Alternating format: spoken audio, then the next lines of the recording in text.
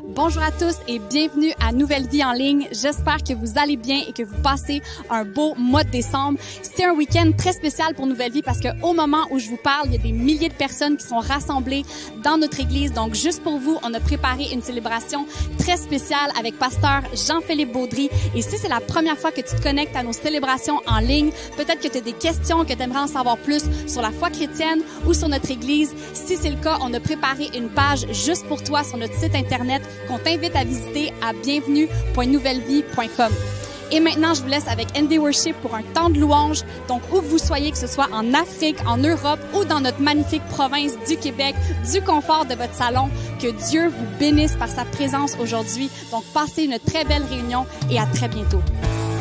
Bonjour à tous, bienvenue à Nouvelle Vie, qu'on puisse ensemble chanter, louer, célébrer notre Dieu. Il est le Dieu qui nous donne la liberté, il est le Dieu qui nous donne la victoire. Alors élève ta voix là où tu es et que dans la louange, nous puissions prendre toute la puissance que Dieu nous donne et que nous puissions proclamer sa victoire ensemble. Oh!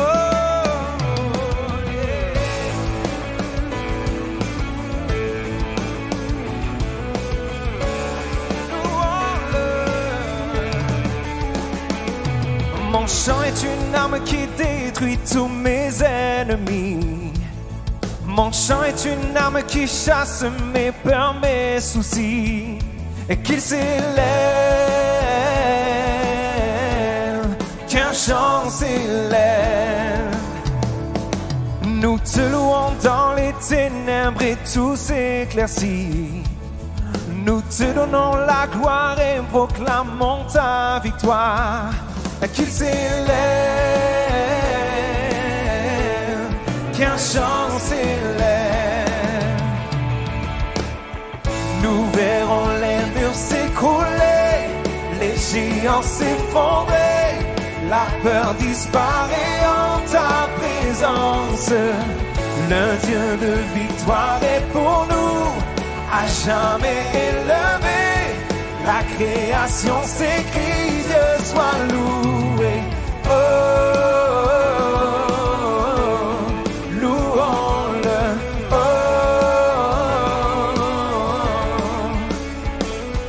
ma foi est un chant qui calme la mer déchaînée. Ma foi est un chant qui apaise mon cœur troublé. Qui s'élève,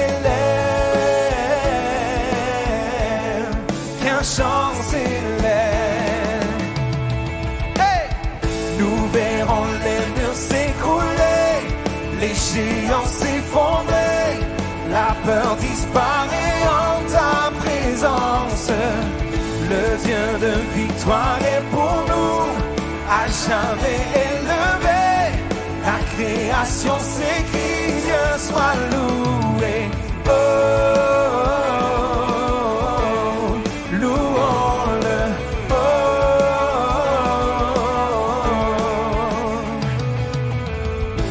proclamer qu'en lui nous avons la vie, qu'en lui est la lumière que nous avons besoin. Alors peu importe ta situation, proclame qu'en lui tu as la victoire. En toi j'ai trouvé la vie, ta liberté m'a franchi, tout l'univers se réjouit. Louons-le, louons-le. En toi j'ai trouvé la vie, ta liberté m'a franchi, tout l'univers se réjouit. Louons-le, louons-le. En toi j'ai trouvé la vie, ta liberté m'a franchi. Proclame-le. Oh, louons-le, louons-le. En toi j'ai trouvé la vie, la liberté. Louons-le, louons-le. Nous verrons les murs s'écrouler, les géants s'effondrer, la peur disparaît en ta présence. Le Dieu de victoire est pour nous, à jamais élevé. La création s'écrit, Dieu soit, chante-le. Nous verrons les murs s'écrouler, les géants s'effondrer, la peur disparaît en ta présence. Oh, le Dieu de victoire est pour nous, à jamais élevé. La création ses cris, yes. Pousse un cri de joie. Louons-le.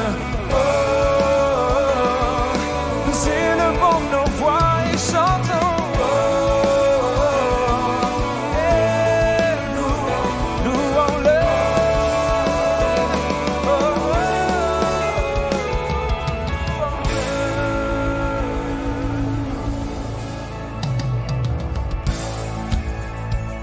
Et que ce chant classique de Noël, nous puissions le proclamer. Car Jésus est venu, nous pouvons chanter que joie dans le monde. Et aujourd'hui, non seulement on peut le proclamer, mais on peut recevoir cette joie. Alors ensemble, chantons ce chant et proclamons joie dans le monde. Joie dans le monde, le Seigneur vient. La terre accueille son roi. Que tous les cœurs lui préparent une place. La terre et le ciel chantent. La terre et le ciel chantent. Nous chanterons joie. Oh. On chante ensemble. Joie dans le monde, le Seigneur et fait connaître au peuple la paix de son amour, la gloire de sa justice. Proclame en cœur ce chant, proclame en cœur ce chant.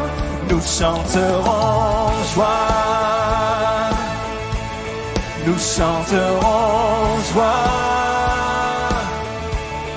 Nous chanterons joie, joie dans le monde. Joie dans le monde, le Seigneur vient. La terre accueille son roi. Que tous les cœurs lui préparent une place. La terre et le ciel chantent. La terre et le ciel chantent. Nous chanterons joie. Nous chanterons joie. Nous chanterons joie. Joie dans le monde. Nous proclamons. Nous chanterons joie. La joie du Seigneur. Nous chanterons joie. Sa liberté. Nous chanterons joie. Joie dans le monde. Chante-le. Nous chanterons joie. Nous chanterons joie.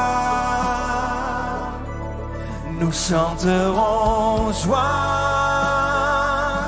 Joie dans le monde. Oui, nos cœurs sont dans la joie, puisqu'on célèbre la naissance du roi des rois. Amen. Nous étions dans les dînes, sans espoir, sans repère. Quand du ciel tu es descendu pour nous montrer l'amour du Père. À une vierge l'ange est apparu, comme l'avaient dit les prophètes. Et de trône de gloire éterne, tu es né dans une étable. Oh oui, son église le chante.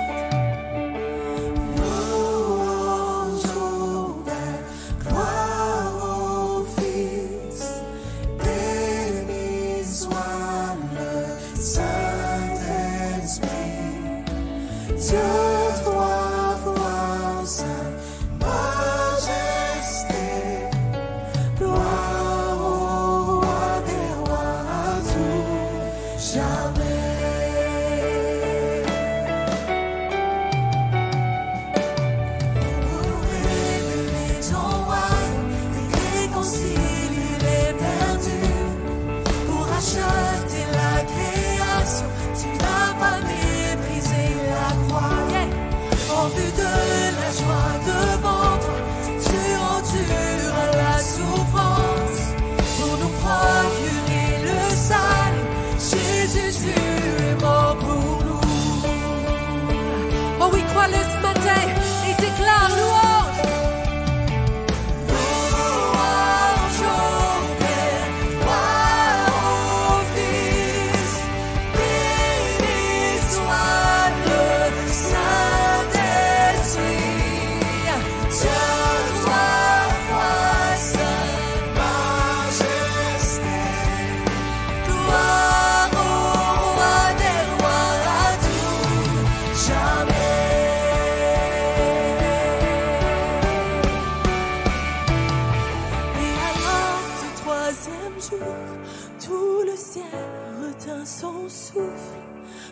pierre fut roulée, l'agneau de Dieu a triomphé.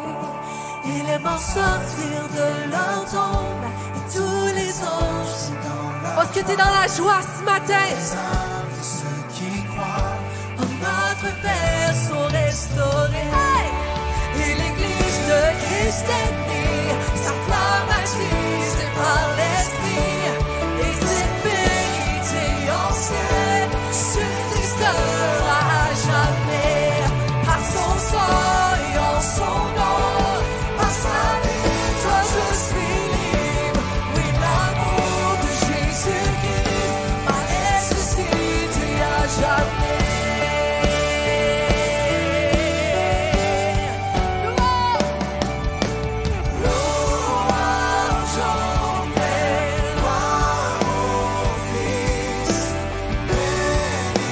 Soit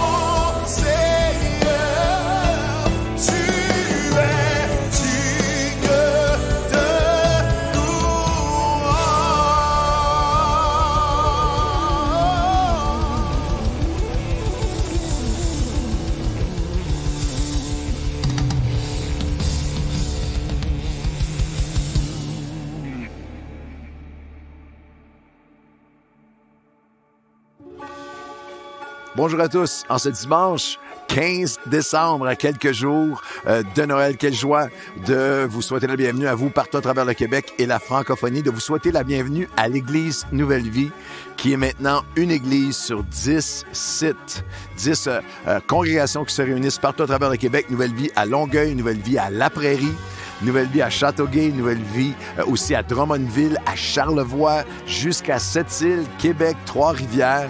Nouvelle Vie en espagnol, Nueva Vida, et cette année, l'implantation d'une merveilleuse église anglophone, New Life Church, et c'est la première fois cet automne, pendant l'année 2024, mais à l'automne 2024, c'est la première fois que nous avons eu des assistances en présentiel de plus de 8500 personnes. Et ça, c'est quelque chose qui...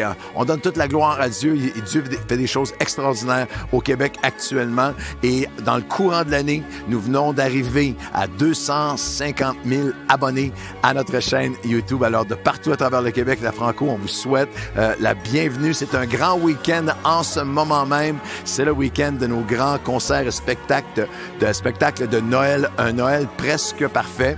Il y a 5 représentations à Longueuil qui prennent place ce week-end. Il y en a 7 à Nouvelle Vie, à Québec. Et toutes nos représentations ensemble de tous nos sites, c'est plus de 15 000 personnes qui vont franchir les portes d'une église Nouvelle Vie pendant ces célébrations, ces réunions spéciales de Noël. Et tout ça en préparation. On travaille fort tout le week-end, mais on se prépare pour ce mercredi, le 18 décembre, où nous allons soutenir, nous allons ouvrir nos portes et soutenir l'organisme Action Nouvelle Vie, qui va faire sa grande distribution de paniers de Noël et de jouets de Noël.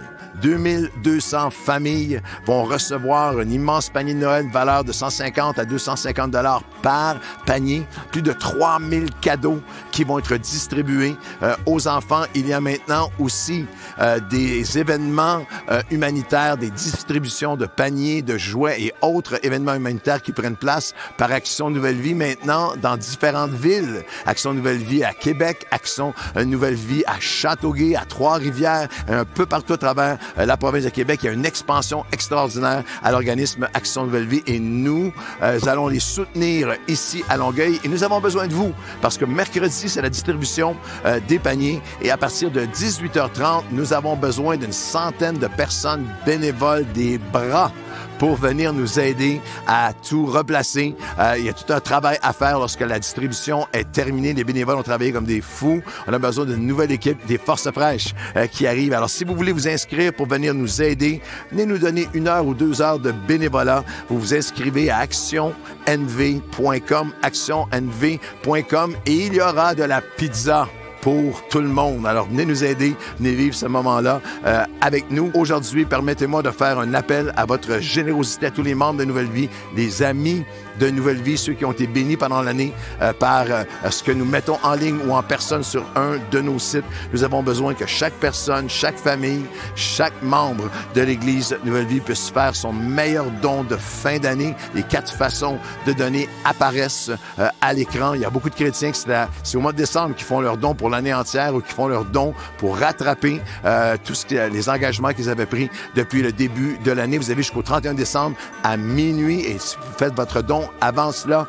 en ligne, vous allez pouvoir bénéficier d'un reçu pour fin d'impôt, d'une exemption parce que vous avez donné à un organisme qui est reconnu par les gouvernements fédéraux et provinciaux aussi. Alors, c'est un don de support, d'appréciation, de reconnaissance. Si vous dites, je suis tellement béni, je suis fier, je suis béni de ce que Nouvelle Vie comment Nouvelle Vie a grandi et s'est multiplié, toutes ces âmes sauvées, tous ces baptêmes en 2024. Nous vous invitons à faire un don spécial. Vous dites, je suis fier de la croissance sur les 10 sites. Je suis fier que nous supportions l'organisme Action Nouvelle Vie, son bras, son volet jeunesse, le 21-59. Je veux que ça continue. Je suis fier de Mission Nouvelle Vie dans les communautés autochtones, dans des pays comme Haïti, dans des bidonvilles des Philippines, au Kenya et différents endroits du monde. Ça, c'est mon église ou ça, c'est une église que j'aime et je veux supporter, faire ce don avant la fin de l'année. Alors, un grand merci. Puis un appel particulier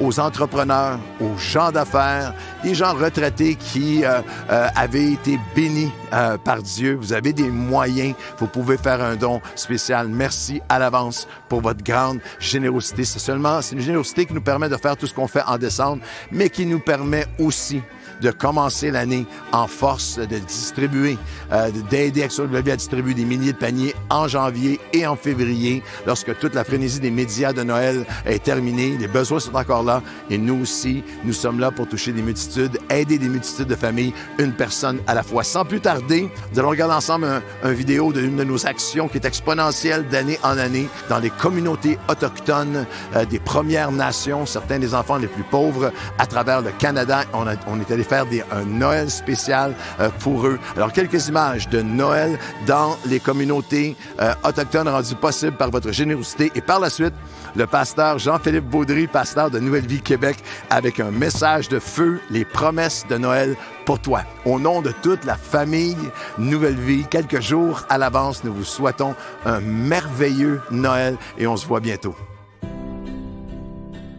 Aujourd'hui, on passe à Kistatique. Fait qu'on passe aux maisons pour habiller les enfants avec leurs soudes d'hiver parce qu'ici, il fait froid. Je vous le garantis. Et ils ont besoin d'être bien habillés.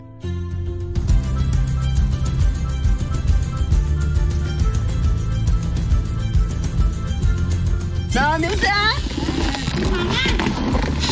Allô, allô, allô!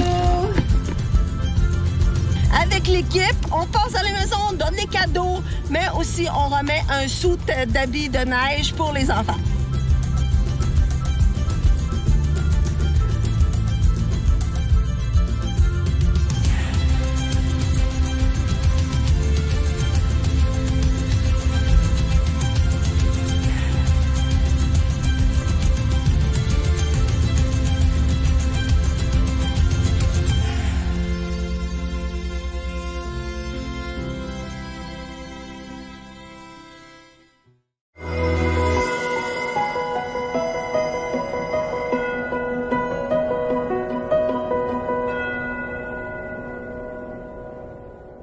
Salut, bienvenue à Nouvelle Vie. Peu importe d'où tu écoutes ce message, bienvenue à tous ceux qui nous suivent partout en francophonie. Bienvenue à toi. Si on ne se connaît pas, moi je m'appelle Jean-Philippe, je suis le pasteur de l'Église Nouvelle Vie à Québec et c'est un privilège pour moi de pouvoir apporter la parole aujourd'hui dans cette réunion. Et juste avant de plonger dans le message d'aujourd'hui, moi je ne sais pas comment a été ton année cette année, alors qu'on arrive à la conclusion de notre année 2024. Je ne sais pas comment tu qualifierais ton année. Je ne connais pas toutes les hauts, tous les bas de ton année, peut-être les victoires que tu as eues cette année, peut-être les défaites que tu as eues cette année. Je ne connais pas l'ensemble de ce que tu as pu vivre cette année, mais une chose est sûre, c'est qu'on a tous des raisons d'être reconnaissants envers Dieu en cette fin d'année. Dieu est vivant, Dieu est à l'œuvre encore aujourd'hui, Dieu est fidèle, Dieu est souverain. Et ici à l'Église Nouvelle Vie, partout sur tous les sites Nouvelle Vie, on a eu tellement de beaux témoignages, de croissance partout que Dieu est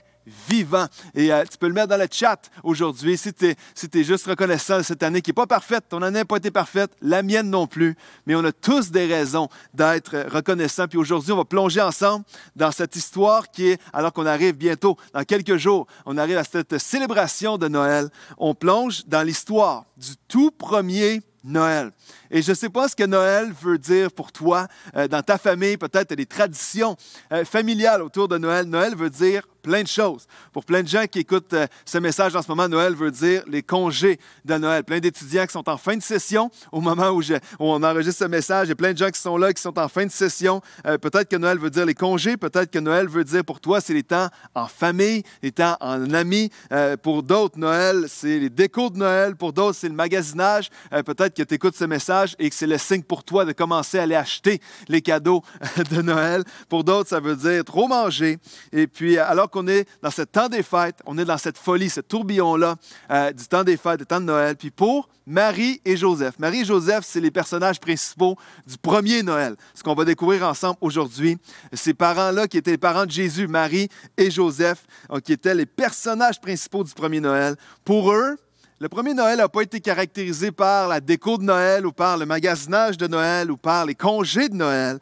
Pas au contraire. Pour eux, le premier Noël, ça a été plus une série d'événements, une série d'épreuves, une série de déceptions, une série de choses qui sont arrivées qui étaient dramatiques et imprévues. Ce qui était Noël pour toi et pour moi, ce n'était pas leur Noël à eux. Le premier Noël de Marie et Joseph a été marqué par plein d'incertitudes, plein de questionnements, c'était rempli d'épreuves.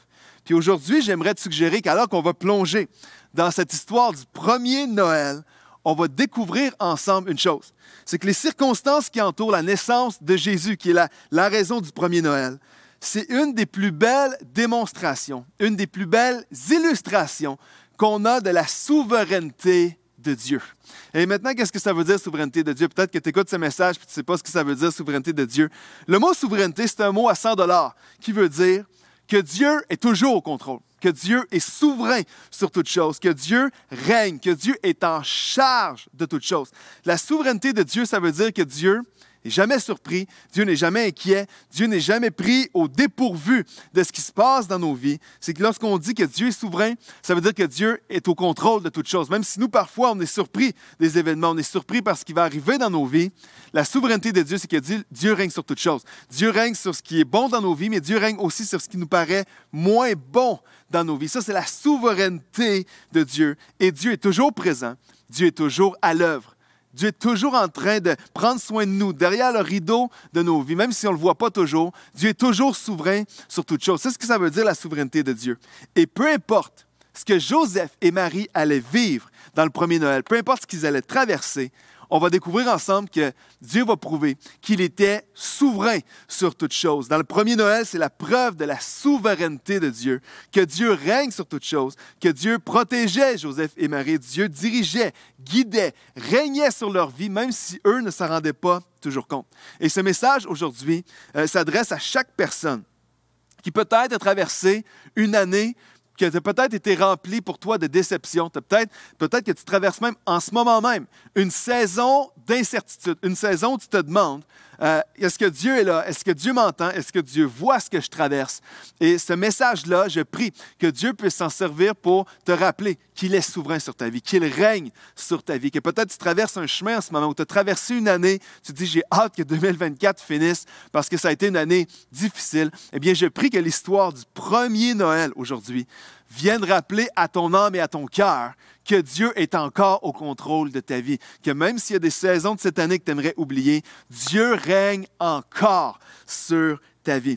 Et on va plonger tout de suite dans cette histoire-là où Dieu va nous montrer à quel point il règne sur toute chose dans cette histoire du premier Noël dans Matthieu, chapitre 2, versets 1 à 15. C'est 15 versets ensemble, mais ça vaut la peine. Aujourd'hui, dans ce message, on va lire ces 15 versets ensemble. Si tu as une Bible, peu importe là où tu es, peu importe si tu es dans ton salon aujourd'hui, si tu es dans l'autobus, si tu es au gym, écoute-la en audio, mais sors ta Bible. Matthieu, chapitre 2, versets 1 à 15. Voici l'histoire du premier Noël. Jésus était né à Bethléem, en Judée, à l'époque du roi Hérode. Or, des mages sont venus d'Orient, arrivèrent à Jérusalem et dirent, « Où est le roi des Juifs qui vient de naître? En effet, nous avons vu son étoile en Orient et nous sommes venus pour l'adorer. » Quand le roi Hérode apprit cela, il fut troublé et tout Jérusalem avec lui. Il rassembla tous les chefs des prêtres et spécialistes de la loi que comptait le peuple et leur demanda où le Messie devait naître. Ils leur dirent « À Bethléem, en Judée, car voici ce qui a été écrit par le prophète. Et toi, Bethléem, terre de Juda, tu n'es certes pas la plus petite parmi les principales villes de Juda, car de toi sortira un chef qui prendra soin d'Israël, mon peuple. » Alors Hérode fit appeler en secret les mages. Il s'informa soigneusement auprès d'eux du moment où l'étoile était apparue. Puis il les envoya à Bethléem en disant « Allez prendre des informations exactes sur le petit enfant, et quand vous l'aurez trouvé, faites-le-moi savoir, afin que j'aille moi aussi l'adorer. » Et après avoir entendu le roi, ils partirent, et l'étoile qu'ils avaient vue en Orient allait devant eux, jusqu'au moment où, arrivée au-dessus de l'endroit où était le petit enfant, elle s'arrêta. Quand ils aperçurent l'étoile, ils furent remplis d'une très grande joie. Ils entrèrent dans la maison, virent le petit enfant avec Marie, sa mère, se prosternèrent et l'adorèrent. Ensuite, ils ouvrirent leur trésor. Ils lui offrirent en cadeau de l'or, de l'encens et de la myrrhe.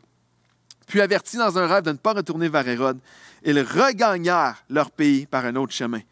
Lorsqu'ils furent partis, un ange du Seigneur apparut dans un rêve à Joseph et dit, « Lève-toi, prends le petit enfant et sa mère et fuis en Égypte et reste-y jusqu'à ce que je te parle, car Hérode va rechercher le petit enfant pour le faire mourir. » Il reste 2 versets.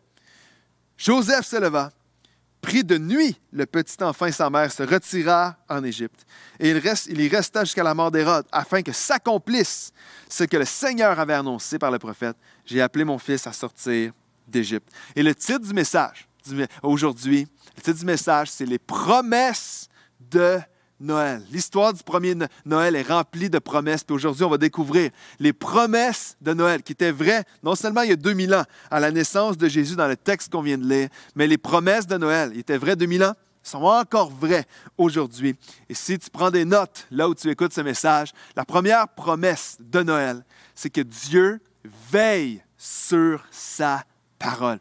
Dieu veille à ce que sa parole s'accomplisse. Tout ce que Dieu dit, tout ce que Dieu promet, il l'accomplit toujours. Et lorsque Dieu dit une chose, il va veiller toujours à ce que ce qu'il a dit s'accomplisse. Je ne sais pas si toi, tu es bon ou si tu es bonne pour garder ta parole. Lorsque tu dis une chose, est-ce que tu es bon ou bonne pour toujours tenir ta parole ou accomplir ce que tu as dit que tu allais accomplir?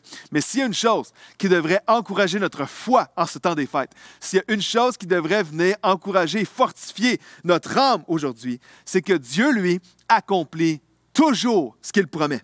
Nous, on n'est peut-être pas toujours parfait. Parfois, on dit des choses, on n'est pas toujours parfaitement capable de l'accomplir.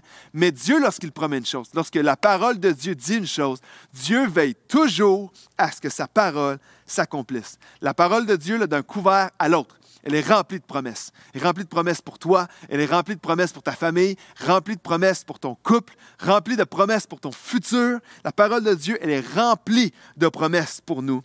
Et regarde ce que Dieu a dit au prophète Jérémie dans Jérémie 1, verset 12.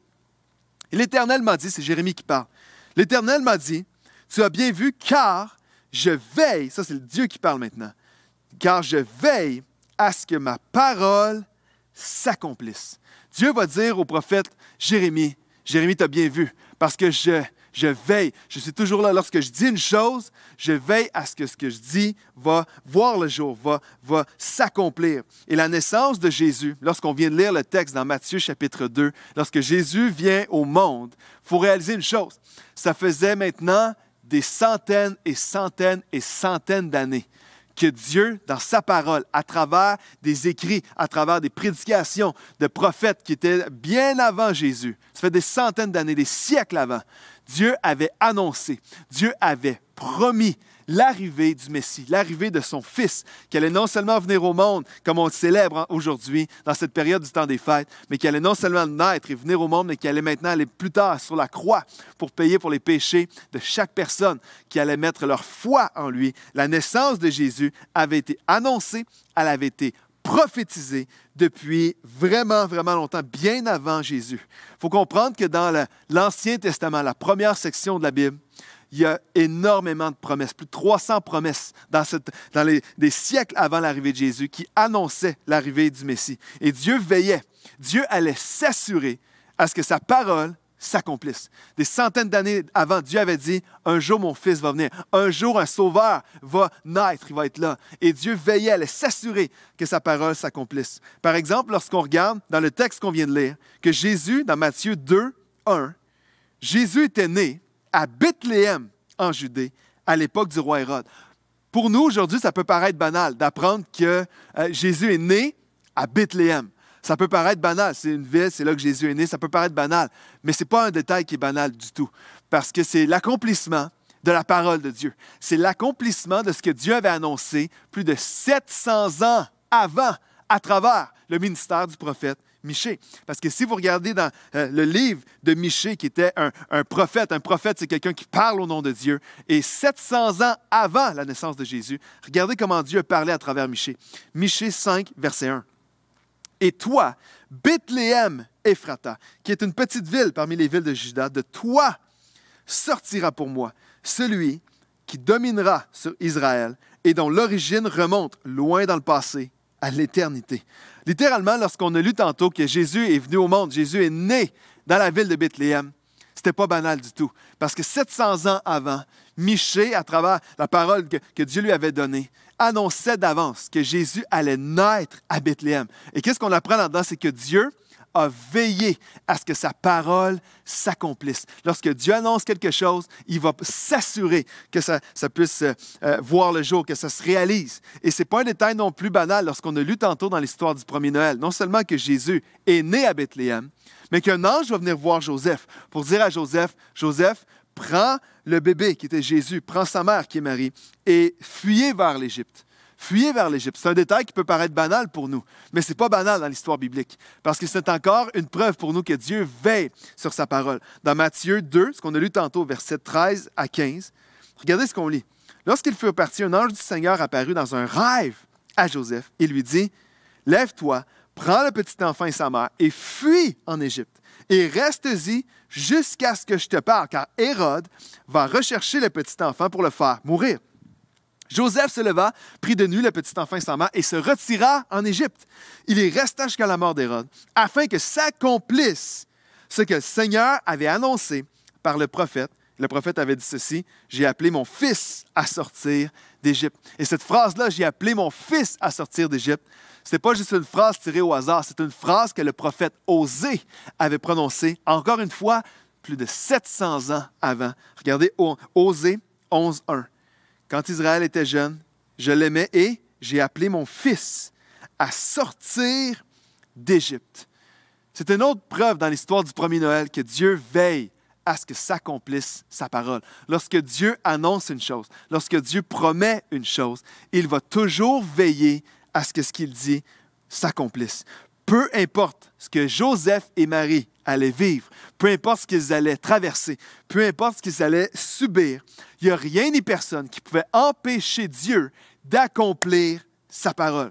Alors, quand on lit dans l'histoire du premier Noël, quand on lit, par exemple, dans d'autres textes du premier Noël que Marie avait peur, où on entend que Hérode voulait faire mourir Jésus, quand on entend qu'ils sont obligés de se sauver jusqu'en Égypte pour que Jésus ne soit pas tué par Hérode, lorsqu'on apprend qu'il est né à Bethléem, lorsqu'on apprend dans d'autres textes du premier Noël que les bergers qui étaient là avaient peur, lorsqu'on apprend toutes sortes de détails, on a le goût de dire à tous ces gens-là, on a le goût de prendre Marie, on a le goût de dire à Joseph, on a le goût de leur dire, Marie, tu n'as pas besoin d'avoir peur, parce que Dieu va accomplir sa promesse. Tu as le goût de dire à Joseph, lui qui apprend que sa femme est enceinte du Saint-Esprit. Et il faut comprendre, au début, il y avait de la misère à le croire. Je crois qu'il n'y a aucun gars qui écoute ce message qui va pointer Joseph du doigt en lui disant « Come on, man, tu dois croire ta femme, ta future femme, ta fiancée. » Si ta fiancée vient dire qu'elle est enceinte et c'est le Saint-Esprit, je crois que n'importe quel gars, moi inclus, se poserait des questions. Mais on aurait le goût de dire à Joseph, « Joseph, tu dois croire Marie. » Parce que c'était annoncé d'avance et Dieu est en train d'accomplir sa parole. Tu as le goût de leur dire, tenez le coup, tenez bien, parce que même si vous traversez des situations difficiles, Dieu est en train d'accomplir les prophéties qu'il avait annoncées. Marie et Joseph ont traversé tellement d'imprévus, d'épreuves, d'opposition, d'incertitudes. Ils ont eu tellement de moments de questionnement. Joseph et Marie qui se demandaient, est-ce que c'est vraiment Dieu? Est-ce que c'est vraiment ça? Alors, le premier Noël, ce n'était pas simplement du bon temps en famille et des congés. Le premier Noël, pour Marie et Joseph, c'était vraiment, qu'est-ce qui se passe? Est-ce que c'est vrai? Qu'est-ce qui va arriver? Il faut comprendre que Marie et Joseph, eux, ne pouvaient pas lire le texte qu'on vient de lire. Ils n'avaient pas Matthieu chapitre 2 pour lire ça. Eux étaient en train de vivre ces moments-là sans connaître la fin de l'histoire. Ils étaient en train de traverser cette situation lorsqu'Hérode voulait faire mourir Jésus et ils traversaient cette situation-là sans savoir ce qu'il allait arriver par la suite. Ils traversaient leurs épreuves sans savoir comment l'histoire allait se terminer. Et comme toi et moi, on va traverser nos saisons. Tu traverses tes saisons en ce moment, tu as traversé 2024 sans savoir ce que Dieu avait en réserve pour toi en 2025. Tu as traversé, puis peut-être qu'en ce moment, tu traverses des périodes comme Marie et Joseph, des périodes d'incertitude, des périodes où tu te demandes, est-ce que Dieu voit ce que je traverse? Des périodes où tu te demandes, est-ce qu'il va y avoir une lumière au bout du tunnel? Est-ce qu'on va se sortir de ce qu'on traverse en ce moment? On traverse nos saisons, on traverse les événements qu'on subit, comme Marie et Joseph, sans savoir ce qu'il va y avoir de l'autre côté. On traverse des saisons peut-être dans nos relations. Peut-être que c'est une relation cette année pour toi qui a été difficile. Il y a peut-être eu des déchirements relationnels. Il y a peut-être eu des séparations dans ta vie. Il y a peut-être eu des tensions, des conflits dans tes relations cette année. Puis tu ne sais pas exactement de quelle manière ce conflit-là va se résoudre, s'il se résout. Peut-être que c'est avec tes ados. Tu as traversé une saison cette année que tu n'aurais pas pensé traverser avec tes ados. Puis tu ne sais pas exactement quelle tournure ça va prendre. Tu ne sais pas encore ça. Peut-être que c'est avec ton travail. Peut-être que tu écoutes ce message en ce moment, puis tu as perdu ton emploi dernièrement. Tu as perdu un emploi. Tu avais un plan de carrière, puis ce n'est pas du tout arrivé comme tu pensais cette année. Mais rappelle-toi, Joseph et Marie, qui eux aussi, lorsque Jésus arrive, il y a toutes sortes de situations qu'ils traversent, puis ils ne savent pas exactement qu'est-ce qui va arriver. Mais une des premières promesses de Noël qu'on a ensemble, c'est que Dieu veille toujours sur sa parole. Est-ce que ça veut dire pour toi et pour moi qui écoutent ce message aujourd'hui? Ça veut dire ceci.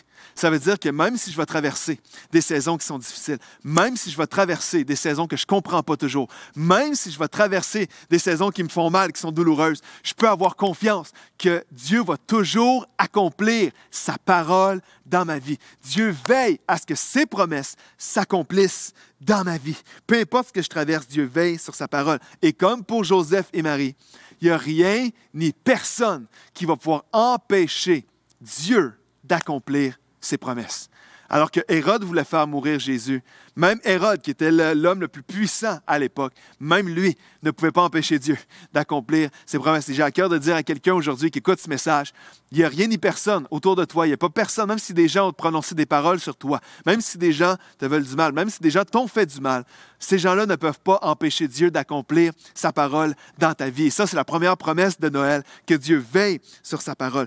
Quand Dieu promet quelque chose, quand Dieu promet qu'il va pourvoir pour nous, bien, Dieu va toujours pourvoir, peu importe les situations. Ça, c'est une bonne place pour mettre un amen dans le chat. Lorsque Dieu dit qu'il va être avec nous, peu importe les circonstances, bien, il va être avec nous. Est-ce que ça veut dire que les circonstances vont toujours être parfaites? C'est pas ça que ça veut dire. Mais Dieu dit, je vais toujours être avec toi. Alors, ça veut dire que même si je suis dans une saison qui est plus difficile, Dieu va être avec moi. Quand Dieu nous promet qu'il va nous guérir des blessures, ça veut dire que peut-être tu es blessé en ce moment, mais il y a une promesse sur laquelle tu peux t'accrocher aujourd'hui en cette fin d'année, c'est que Dieu peut guérir, Dieu va guérir ces blessures-là. Peut-être que quelqu'un t'a blessé, mais Dieu promet dans sa parole que si on marche avec lui, il est celui qui vient prendre soin de ceux qui marchent avec lui. Il est celui qui est proche de ceux qui souffrent. Et ces blessures-là, il peut les guérir. Dieu ne change pas d'idée. Dieu n'oublie pas ses promesses. Et on peut s'accrocher à ça. Quand ce que je vois ne concorde pas avec ce que Dieu dit, je veux m'accrocher après ce que Dieu dit. Comme Marie et Joseph, il y avait eu les promesses, l'ange qui vient leur parler. Ça n'empêche pas que pour Marie et Joseph, ils devaient fuir vers l'Égypte. C'était rempli d'incertitudes. Puis parfois, là, ce qu'on voit, ce que nos yeux voient, ne concorde pas avec ce que Dieu dit. Il y a de la peur qui est là. On peut traverser des saisons d'incertitude, puis c'est vrai, puis c'est normal. Mais on est appelé à s'accrocher aux promesses de Dieu, à ce que Dieu dit, à sa parole. Et on ne sera jamais déçu. Une des choses pour moi qui dans les dernières années, Dieu m'a montré à toutes sortes de niveaux qu'il veille sur sa parole. Si Dieu dit une chose, il va s'assurer que cette chose-là arrive. Il y a une photo qui va apparaître sur l'écran qui est une photo de Valérie et moi avec un couple qui sert tellement de façon incroyable avec nous à Nouvelle Vie, à Québec. C'est Christophe qui est un pasteur avec nous et sa femme Anne-Laure. Et ce couple-là, cette photo-là est très significative pour moi parce que cette photo-là a été prise il y a plus de 5 ans maintenant. Et cette photo-là, c'est alors que Valérie et moi, on était dans cette saison, on était en train de tout quitter. Lorsque Dieu nous a donné une parole, vous allez maintenant vous diriger vers Québec. Et en vous dirigeant vers Québec, vous allez démarrer cette église. Et Valérie et moi, sur cette parole de Dieu, on a pris la décision, le pas de foi, de tout quitter pour aller démarrer cette église. Puis alors qu'on s'en allait, seulement notre famille, vers Québec, dans l'inconnu, quelques semaines après avoir annoncé qu'on quittait, Christophe et Anne-Laure, qui étaient des amis proches à l'époque, sont venus vers nous et nous ont dit, à cette soirée-là, nous ont dit, on croit que Dieu nous appelle à aller avec vous à Québec. Puis pour Val et moi, c'est un moment qui est vraiment marquant, ça, parce qu'alors qu'on était dans une période qui était remplie d'excitation, mais en même temps, c'est une saison remplie d'incertitudes aussi. On quittait les gens qu'on aimait, on quittait des postes, des salaires, on quittait de la sécurité. Puis il y a eu des moments dans cette saison-là où on se demandait, est-ce que c'est la bonne chose? Est-ce qu'on fait la bonne chose? Est-ce que c'est vraiment l'appel de Dieu? Est-ce que Dieu nous appelle vraiment à aller à Québec? On a eu tous ces questionnements-là dans cette saison.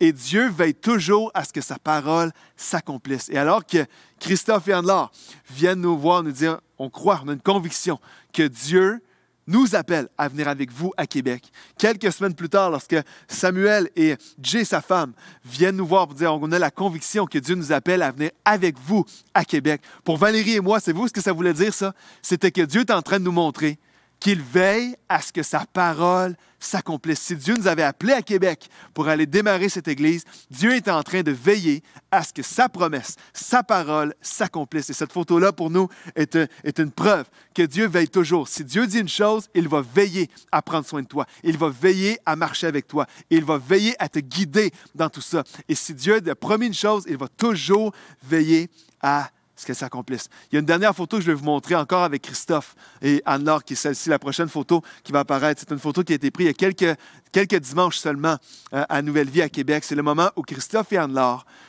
présentaient leur petit bébé, leur petite Nora à toute l'Église. C'est un moment où on priait avec eux devant toute l'Église. Et cette photo-là va être significative pendant longtemps pour moi parce que Christophe et Anne-Laure, on les connaît depuis tellement d'années.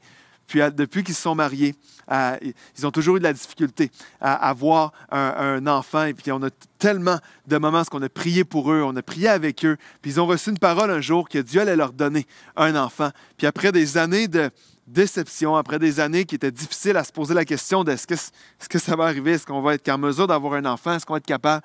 Et lorsque, il y a quelques semaines, on a eu ce moment avec eux où ils tenaient leur petite Nora après des années de souffrance, de déception, mais qu'ils tenaient l'accomplissement de la promesse. C'est un moment, ça, où on se rappelait ensemble que Dieu veille toujours sur sa parole. Si Dieu dit une chose, ça ne veut pas dire qu'il n'y aura pas de vallée, ça ne veut pas dire qu'il n'y aura pas parfois des moments d'incertitude, mais Dieu veille toujours. Si Dieu dit une chose, il va l'accomplir. Et c'est la première promesse de Noël, que Dieu accomplit toujours sa parole. Dieu veille sur sa parole.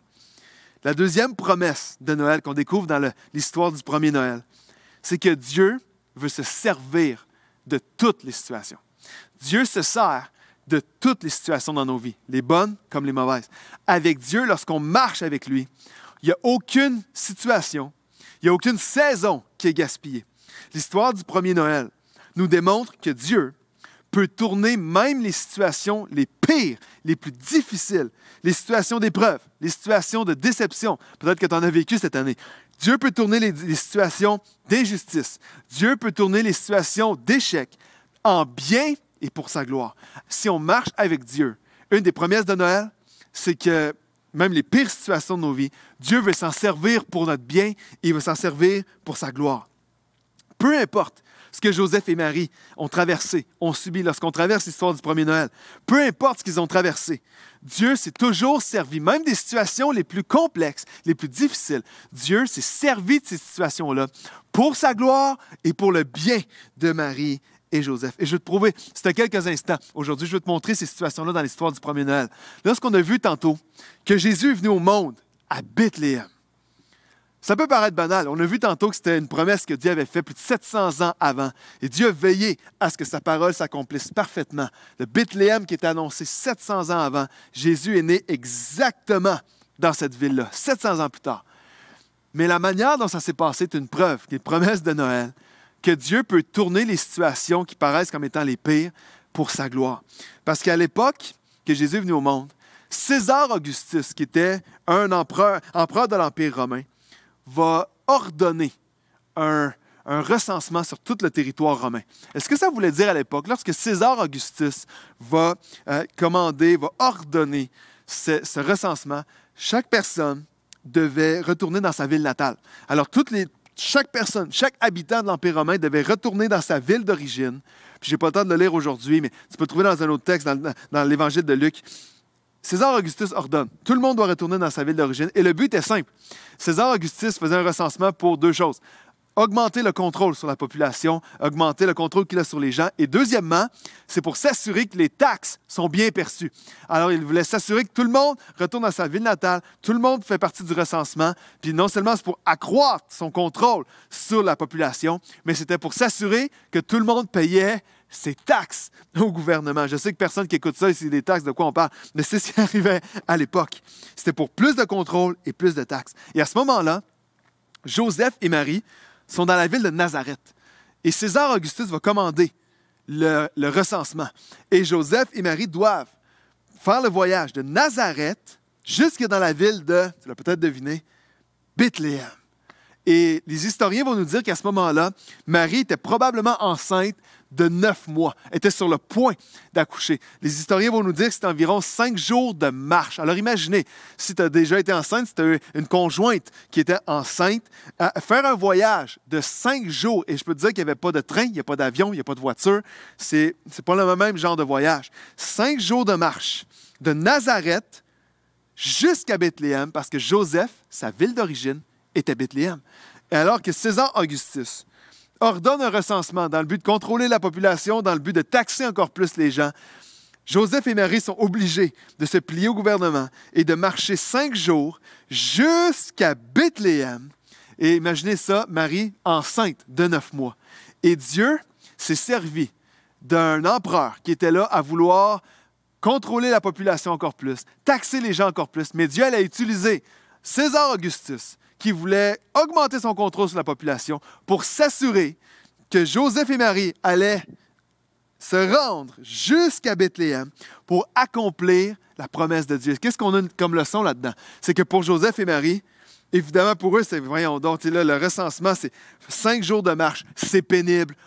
C'est pas facile. On s'en va là-bas. Ils vont augmenter le contrôle. Ils veulent taxer encore plus. Et Dieu est en train de se servir d'un empereur qui voulait taxer davantage les gens pour amener Joseph et Marie exactement là où Dieu voulait que Jésus vienne au monde, qui était la ville de Bethléem. Qu'est-ce que ça veut dire pour nous? C'est que Dieu peut utiliser même les pires situations. Si Dieu pouvait utiliser César Augustus, qui lui pensait qu'il était en train de faire un recensement pour son pouvoir, Dieu est en train, souverainement, il était en train d'utiliser César Augustus pour amener Joseph et Marie jusqu'à Bethléem pour que Jésus vienne accomplir la promesse de Dieu. Dieu peut utiliser dans nos vies même les pires situations pour nous amener exactement là où il nous appelle à être. Et je veux encourager quelqu'un qui écoute ce message de l'autre côté de ton écran.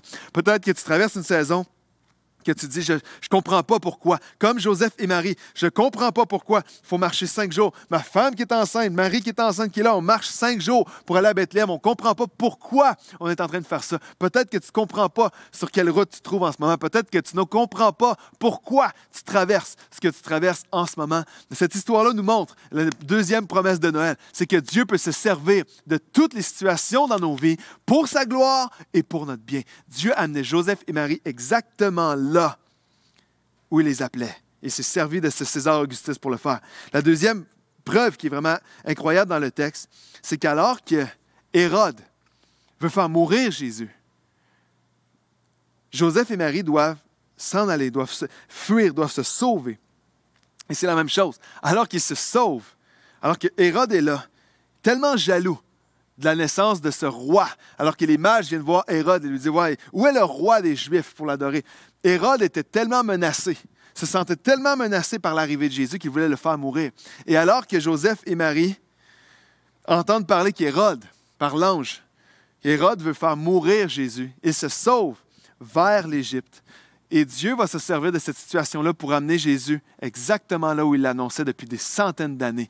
Dieu pouvait se servir du roi Hérode, qui était tellement menacé dans sa royauté, pour amener Joseph et Marie et Jésus exactement là où il les amenait. Et je veux dire à quelqu'un qui a besoin de l'entendre aujourd'hui, si tu traverses une période qui est difficile, si tu traverses une période que tu ne comprends pas, c'était peut-être une mauvaise nouvelle dernièrement, si tu traverses une situation qui n'était pas prévue, puis tu te demandes, comme Joseph et Marie, pourquoi il faut marcher jusqu'à Bethléem, puis pourquoi il faut aller se sauver jusqu'en Égypte maintenant? Qu'est-ce qui se passe, Seigneur? Peut-être que tu traverses une situation, tu te demandes, qu'est-ce qui se passe, Seigneur? Peut-être que tu traverses une situation, puis tu ne comprends pas ce qui se passe. Dieu peut utiliser toutes les situations dans ta vie, les bonnes comme les moins bonnes, comme les César Augustus qui veulent taxer les gens, ou comme les Hérodes qui voulaient faire mourir Jésus. Dieu pouvait utiliser ces deux hommes-là, même si leur motivation était vraiment mauvaise. Dieu pouvait utiliser ces hommes-là comme de l'eau qui est dans la creux de sa main pour diriger Jésus exactement là où il voulait. Et dans Romains 8, 28, on lit ceci. « Nous savons que tout contribue au bien de ceux qui aiment Dieu, de ceux qui sont appelés conformément à son plan. » Paul va dire, dans d'autres mots, que lorsque Dieu peut se servir de toutes les situations, Paul va dire « tout contribue ». Et lorsque Dieu dit, à travers Paul, lorsque Paul va dire « tout contribue », Paul est en train de sous-entendre que tout, c'est pas juste ce qui est bon. Tout, là, c'est le bon et c'est le moins bon. Paul n'a pas écrit « Les bonnes saisons de nos vies contribuent au bien ». Non. Il n'a pas écrit « Les saisons qui sont agréables contribuent au bien ». Paul n'a pas écrit « Les saisons que je comprends parfaitement ce que Dieu est en train de faire contribuent au bien ». Non. Paul va écrire « Nous savons que tout contribue ». Qu'est-ce que ça veut dire pour toi et pour moi dans ce message alors qu'on découvre le premier Noël ensemble? C'est que Dieu peut se servir des bonnes saisons, mais aussi des mauvaises saisons. C'est ça que ça veut dire tout. Quand Paul écrit tout, Paul est en train de dire que ce n'est pas tout qui est bon, ce n'est pas tout qui est heureux, ce n'est pas tout qui est joyeux. Mais ce que Dieu fait, c'est qu'il prend ce qui est bon, il prend ce qui est moins bon, puis il le met ensemble. Et tout ça va contribuer pour notre bien, pour sa gloire. Dieu va prendre ce qui est heureux dans nos vies. Dieu va prendre parfois ce qui fait mal, puis il va le mettre ça ensemble. Et tout ça va contribuer, si on marche avec Dieu, il va utiliser le bon, il va utiliser le moins bon. Il va utiliser les victoires, il va utiliser les défaites. Il va mettre tout ça ensemble. Et si on marche avec lui, tout ça va contribuer au bien de ceux qui aiment Dieu. Dieu règne, Dieu est souverain, Dieu prend soin, Dieu sait ce qui est bon pour moi. Et Noël, c'est Dieu qui accomplit ses promesses. Même à travers la déception, même à travers les questions. Pourquoi il faut aller à Bethléem? Pourquoi il faut se sauver en Égypte? Dieu accomplit souverainement sa volonté, même à travers ces saisons-là. Je ne peux pas changer ce que je traverse. Il y a plein de choses que je ne peux pas changer. Il y a plein de choses que tu ne peux pas changer. Peut-être que tu traverses une saison en ce moment qui est difficile relationnellement. Tu ne peux pas changer en claquant des doigts ce que tu traverses. Que ce soit même dans ta santé. Tu traverses peut-être la maladie en ce moment. Tu ne peux pas, juste en décidant de dire « je suis plus malade ». Il y a des saisons qu'on ne peut pas choisir de traverser ou non. Mais je peux croire que Dieu peut utiliser cette saison-là pour mon bien et pour sa gloire. Que peu importe ma saison, je vais continuer de faire confiance à Dieu. Je vais continuer de croire que Dieu peut utiliser chaque saison. Les promesses de Noël, Dieu veille sur sa parole et Dieu peut se servir de toutes les situations dans ma vie pour accomplir son plan. Ça veut dire quoi? Ça veut dire que je ne veux pas être abattu, je ne veux pas être découragé, je ne veux pas lancer la serviette, je ne veux pas abandonner. Je veux dire, Seigneur, ce que je traverse, je ne le comprends pas. Ce que je traverse, c'est difficile, comme Marie et Joseph. Mais Seigneur, je veux croire que tu veilles sur ta parole et je veux croire, Seigneur, que tu vas utiliser ces situations-là, même s'ils sont difficiles, pour ta gloire et pour mon bien. Je termine avec cette histoire qui m'a toujours fait rire depuis l'année dernière. Dans le temps des fêtes, on recevait la famille. Puis alors qu'on se préparait à recevoir des gens pour Noël, ma femme Val, faisait un dessert, préparait un dessert. Et Jacob, qui était tout petit à l'époque, Jacob qui avait seulement 5 ans, voit Val en train de faire le gâteau. Avec tout ce qui était sur le comptoir, il y avait du lait, il y avait des œufs, il y avait la farine, le baking soda, la vanille, tout était là. Puis Jacob, lui, se demandait qu'est-ce que maman est en train de faire. Puis Jacob disait à Val, « Maman, qu'est-ce que tu fais? » Et Val me disait, « Je suis en train de faire un dessert, je suis en train de faire un gâteau. » Puis Jacob ne comprenait pas. Comment est-ce que la farine, du lait, les œufs, tout était là. Puis ça va donner un gâteau. Puis le Val essayait d'expliquer à Jacob, « Oui, tu mets les œufs, tu mélanges la farine, tu mélanges le lait, tu mélanges toutes ces choses-là avec la vanille. Puis tu mets ça ensemble et tu mélanges tout ça, on met ça au four, puis ça va être un gâteau. » Puis là, Jacob ne comprenait pas. « Papa, comment ça se peut? Maman, comment ça fait faire? » Puis honnêtement, moi, je suis vraiment pas bon en cuisine. Je ne peux pas expliquer exactement comment est-ce qu'en mélangeant la farine, le lait, les œufs, la vanille, le sucre, tout ça ensemble donne un gâteau. Puis on essaie d'expliquer à Jacob que c'est comme ça que ça se passe. Et moi, je ne sais pas exactement comment tout ça fonctionne. Mais une chose que je sais, par exemple, c'est que parfois, tu vas mélanger des choses qui, individuellement, ça ne goûte pas vraiment bon. Je ne sais pas si tu as déjà pris une cuillère de farine. Je ne te conseille pas de le faire. Ça ne goûte pas vraiment bon. Puis, je ne sais pas si tu as déjà pris un œuf cru. C'est pas super bon. Je ne sais pas si tu as déjà pris une petite gorgée de vanille qui est là. C'est pas super bon. Une chose que je sais, par exemple, c'est que tu peux prendre des choses qui, individuellement, ne goûtent pas vraiment bon. Mais si tu les mélanges ensemble, tout ça ensemble peut donner quelque chose qui est vraiment bon. Et je veux dire à quelqu'un qui a besoin de l'entendre aujourd'hui, comme Jacob ne comprenait pas, comment est-ce que ça se peut, papa, qu'on met ça ensemble, on mélange, puis on met ça au four, puis c'est bon. Puis même, je ne peux pas l'expliquer dans la cuisine, pourquoi est-ce que le mélange fait ça. Je veux dire à quelqu'un qui a besoin de l'entendre aujourd'hui. Parfois, on traverse des saisons qui, individuellement, goûtent pas bon. Comme une cuillère de farine tout seul, ça goûte pas bon. Mais tu as besoin de la farine pour faire un gâteau, par exemple. Puis peut-être que tu traverses une saison en ce moment qui, tu te dis ça goûte pas bon. puis tu traverses une saison que tu ne comprends pas. Puis tu traverses une saison que tu ne vois pas l'utilité du tout. Je ne vois pas pourquoi il faudrait mettre du baking soda. Je ne comprends pas ce que ça fait dans un gâteau. Je ne comprends pas l'utilité de ça. Puis si je prends juste une gorgée de vanille, c'est pas bon. Puis dans la saison que je suis en ce moment, si je regarde juste cette saison-là, c'est pas une bonne saison. Mais ce que Dieu fait, c'est ce que Val faisait dans la cuisine. C'est que Dieu peut prendre des choses qui individuellement ne sont pas toujours bonnes, des choses qui individuellement on ne comprend pas leur utilité, des saisons qui individuellement on ne comprend pas leur but. Mais alors que tu vas les mélanger ensemble, alors que Dieu dit « Laisse-moi être souverain sur ta vie. Laisse-moi prendre tout, le bon et le moins bon. Laisse-moi mettre tout ça ensemble. » Et tout ça ensemble peut donner quelque chose d'extraordinaire. Et je veux dire à quelqu'un qui traverse une saison, tu te dis, c'est une saison qui goûte mauvais en ce moment. Laisse Dieu finir la recette. Laisse Dieu finir ce qu'il est en train de faire. Peut-être que cette saison-là est difficile, mais tu ne sais pas avec quoi Dieu est en train de mélanger tout ça. Et tu ne sais pas à quel point la saison que tu traverses, mélangée avec la prochaine saison, va donner quelque chose d'extraordinaire dans ta vie. Alors laisse Dieu souverain. Les promesses de Noël, c'est que Dieu veille sur sa parole. Laisse Dieu finir, je le dirais comme ça, laisse Dieu finir la recette. Peut-être que tu es dans un élément de ta vie en ce moment, ce que tu dis, je ne sais pas à quoi ça sert. Laisse Dieu finir ce qu'il est en train de faire. Laisse Dieu finir d'accomplir sa parole. Laisse Dieu finir de se servir de la saison que tu traverses. Tu n'as aucune idée de l'utilité de ce que tu traverses, même si c'est difficile. Les promesses de Noël, puis je termine avec ça, les promesses de Noël, Dieu veille toujours sur sa parole. Puis je veux le déclarer sur ta vie à la fin de ce message, que Dieu veille sur sa parole dans ta vie. Continue de marcher avec lui. Tu ne sais pas tout ce que Dieu peut faire si tu restes accroché à sa parole et Dieu peut se servir de toutes les situations. C'est ce que Dieu fait. Tout concourt au bien de ceux qui aiment Dieu. Si je marche avec Dieu, Dieu prend le bon et le moins bon. Il mélange ensemble et ça peut donner quelque chose d'extraordinaire dans ta vie. Et ça, c'est les promesses de Noël. Alors, je ne sais pas dans quel état tu finis l'année 2024. Je ne connais pas la situation peut-être que tu traverses en ce moment. Je ne connais pas la saison que tu traverses en ce moment. C'est peut-être difficile, puis il y a peut-être quelque chose que tu ne comprends pas dans cette saison. Mais il y a une décision qu'on peut prendre ensemble alors que je conclue ce message. On peut prendre la décision ensemble de dire, Seigneur, je veux placer ou peut-être replacer ma vie dans tes mains. Seigneur, je veux placer ma foi en toi parce que je sais que tu veilles toujours sur ta parole. Que même si je traverse des saisons qui parfois sont plus difficiles, que ces saisons-là ne sont jamais gaspillées avec toi. Que tu peux toujours t'en servir. Et je ne vois pas toujours l'utilité lorsque je traverse la saison, mais je vais confiance. Je peux avoir confiance que si je la laisse entre tes mains, tout va concourir à mon bien et pour ta gloire. Alors, si tu me permets, juste avant de terminer, je vais prier pour toi. Puis par la suite, on va répondre à ce message-là dans un temps de louange ensemble. Et Seigneur, je veux te remercier pour l'histoire de ce premier Noël. Ce premier Noël qui n'a pas été marqué par des congés, qui n'a pas été marqué par le magasinage du temps des fêtes ou les cadeaux, mais qui était marqué par des saisons d'incertitude, par des questionnements, par des saisons que Joseph et Marie ne comprenaient pas. Mais ce premier Noël est aussi marqué par ta souveraineté, par le fait que tu règnes sur toutes choses. Et Seigneur, je veux te prier pour chaque personne de l'autre côté de leur écran qui écoute ce message aujourd'hui. Seigneur, qui avait besoin de ce rappel, que tu es souverain, que tu es au contrôle, que tu règnes sur toutes choses, que tu veilles à ce que ta parole s'accomplisse dans nos vies. Seigneur, que tu vas toujours te servir des saisons. Seigneur, tu connais les saisons de chacun de l'autre côté de leur écran.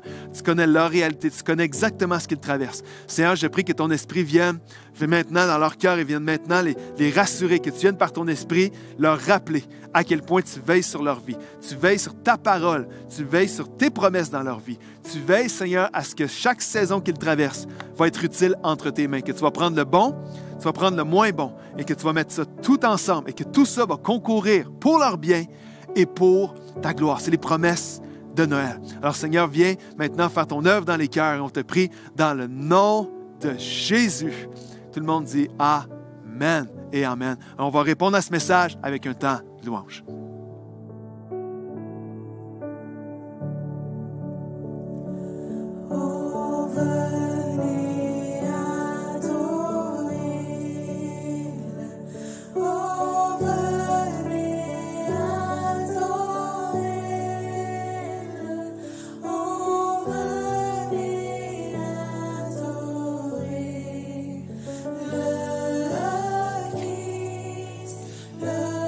Seigneur.